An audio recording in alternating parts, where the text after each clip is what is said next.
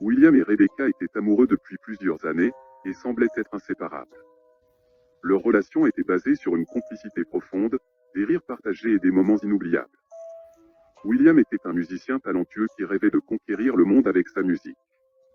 Rebecca, quant à elle, était une jeune femme ambitieuse et passionnée par sa carrière en tant qu'architecte.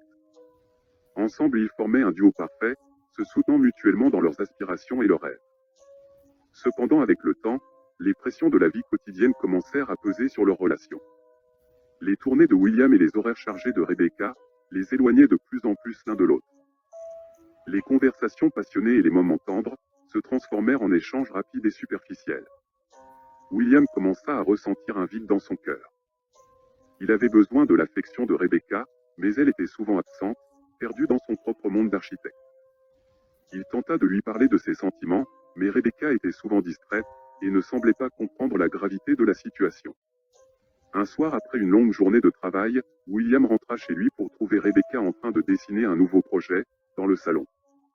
Il s'approcha d'elle, espérant partager ses pensées et ses préoccupations, mais Rebecca était tellement absorbée par son travail, qu'elle ne remarqua même pas sa présence.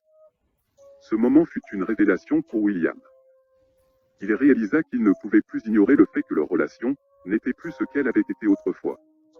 Le lendemain matin, William prit une profonde inspiration et décida de parler à Rebecca. Il lui exprima ses sentiments et décida de la quitter. Pour se changer les idées après une rupture amoureuse difficile, William se renda en Nouvelle-Orléans pour passer du bon temps avec ses amis. Il avait loué un chalet pour fêter leur retrouvaille. C'était la semaine du carnaval, les rues étaient transformées en un paradis festif, des guirlandes colorées se balançaient d'un bâtiment à l'autre. Mais William n'avait pas le cœur à la fête. Ses amis, eux, étaient décidés à le faire boire un peu pour oublier, le traînant de pub en pub, et lui faisant avaler quelques verres et quelques shots de whisky, pour noyer son chagrin. Après plusieurs heures dans ce pub, ils décidèrent de rentrer au chalet. Leur soirée avait été dignement arrosée. Le lendemain matin, William décida alors de trouver quelque chose de spécial à faire, en compagnie de ses collègues.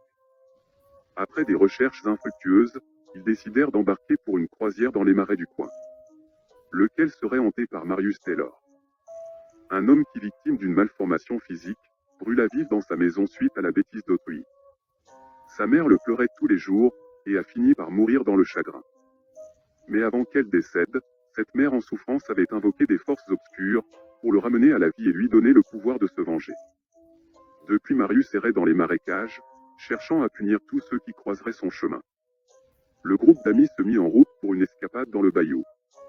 Ils embarquèrent à bord d'un petit bateau à moteur, et se dirigèrent vers le cœur du marais. Les jeunes gens étaient excités, mais aussi un peu anxieux de ce qui les attendait. William et son meilleur ami avaient décidé de faire une photo pour immortaliser le moment. Cela faisait des années qu'ils ne s'étaient pas revus. Pendant que les autres regardaient autour du bateau pour voir s'ils n'apercevaient pas d'alligators, des tortues ou encore des serpents. Au bout de quelques heures de voyage, le guide, qui était inexpérimenté, contourna un virage un peu trop vite. Il percuta un tronc d'arbre qui était dans l'eau et fit couler le bateau. William et les autres passagers se retrouva perdus au milieu de la forêt alors que la nuit commençait à tomber. Malheureusement pour eux, ils étaient à quelques mètres de la résidence de Marius Taylor. Armés de courage en apparence, ils pénétrèrent dans les profondeurs des marais humides, s'enfonçant de plus en plus loin dans ce territoire terrifiant. Cependant, ils ne se doutaient pas que Marius Taylor les observait au loin. Alors que le groupe continuait sa route, ils commencèrent à ressentir une présence sinistre. Des bruits de branches cassées les entouraient, les mettant sur les nerfs. Soudain, Marius Taylor surgit de nulle part.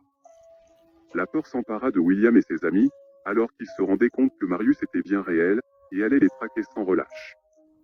La nuit se transforma en cauchemar sanglant.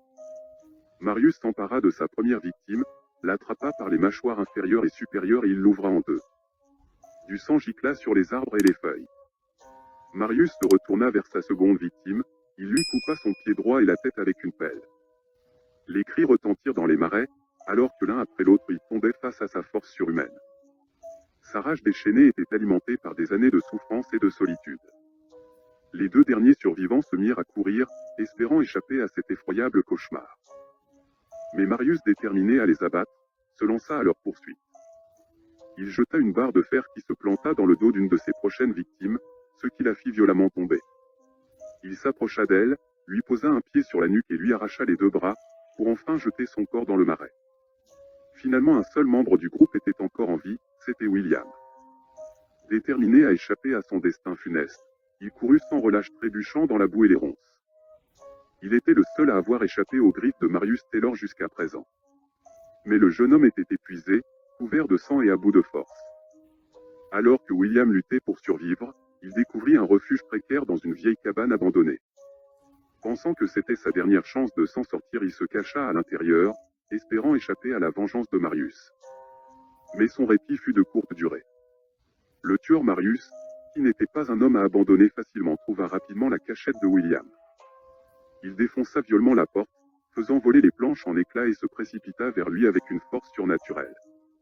William se retrouva face à face avec le monstre dans une confrontation finale. Il se battit avec courage, mais la violence inhumaine de Marius était insurmontable. La dernière chose que William vit, fut le regard sanguinaire du tueur et son sourire démoniaque. D'un geste brutal, Marius trancha la tête de William avec sa hache. Sa vie s'éteignit instantanément, et il rejoignit ses amis dans l'obscurité éternelle du marais. Marius quant à lui erre toujours dans le bayou, piégeant quiconque qui oserait s'aventurer dans ses eaux sombres.